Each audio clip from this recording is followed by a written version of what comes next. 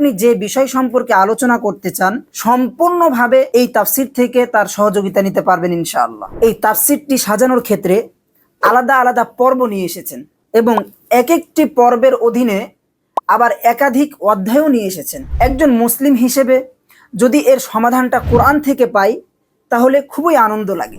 আসসালামু আলাইকুম ওয়া রাহমাতুল্লাহি ওয়া বারাকাতুহু। আমি হাফেজ নুরুদ্দিন, বই ভুবন থেকে। মানুষ হিসেবে আমরা সকলেই কোনো না কোনো সমস্যায় ভুগি, আবার এর সমাধানও খুঁজি। কিন্তু একজন মুসলিম হিসেবে যদি এর সমাধানটা কোরআন থেকে পাই তাহলে খুবই আনন্দ লাগে। আমি আপনাদের জন্য চমৎকার একটি তাফসির নিয়ে এসেছি, বিষয়ভিত্তিক তাফসিরুল কুরআন বিল কুরআন। মাশাআল্লাহ, এই কিতাবটি আমার দেখা এবং পড়া চমৎকার একটি তাফসির।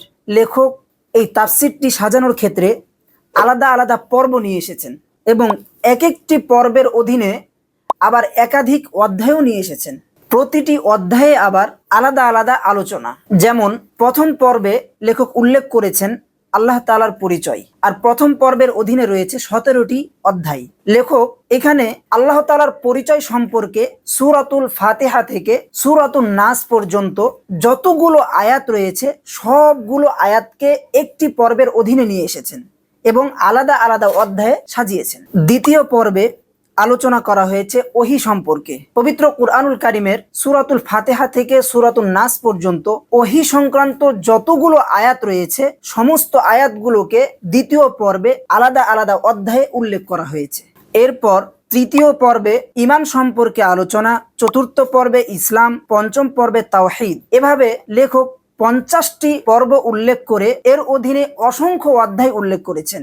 এই তাফসিরটি শুধুমাত্র সাধারণ মানুষদের জন্যই যে উপকারী তা নয়, বরং একজন আলেম খুতবা দিতে চাইলে, কোনো আলোচনা করতে চাইলে কি সম্পর্কে আলোচনা করব সেই বিষয়ে সিদ্ধান্ত নিতে হিমশিম খেতে হয়। তাই প্রত্যেকের জন্য এই কিতাবটি খুবই সহযোগী, কেননা এই তাফসিরটি সাজানো হয়েছে একেবারে বিষয় ভিত্তিক ভাবে। আপনি যে বিষয় সম্পর্কে আলোচনা করতে চান, যে বিষয় সম্পর্কে আপনি খুতবা দিতে চান, সেটি সম্পূর্ণভাবে এই তাফসির থেকে তার সহযোগিতা নিতে পারবেন ইনশাআল্লাহ। তাই একজন মুসলিম হিসেবে আমরা যদি এই তাফসিরটি সংগ্রহে রাখি তাহলে আমাদের জীবনের অনেক প্রশ্নের জবাব, অনেক সমস্যার সমাধান আমরা কোরআন থেকেই পাবো ইনশাআল্লাহ। চমৎকার এই তাফসিরটির এক নজরে সূচিপত্র, আল্লাহ তাআলার পরিচয়, ওহী, ঈমান, ইসলাম, তাওহীদ, সালাত, যাকাত, সওম বা রোজা, হজ, কুরবানি, হিজরত, জিহাদ, খিলাফত, মুসলিমদের জামাত, দাওয়াত, হিদায়াত, আলিমগণের মর্যাদা ও কর্তব্য, অর্থনীতি, পারিবারিক জীবন, পর্দা,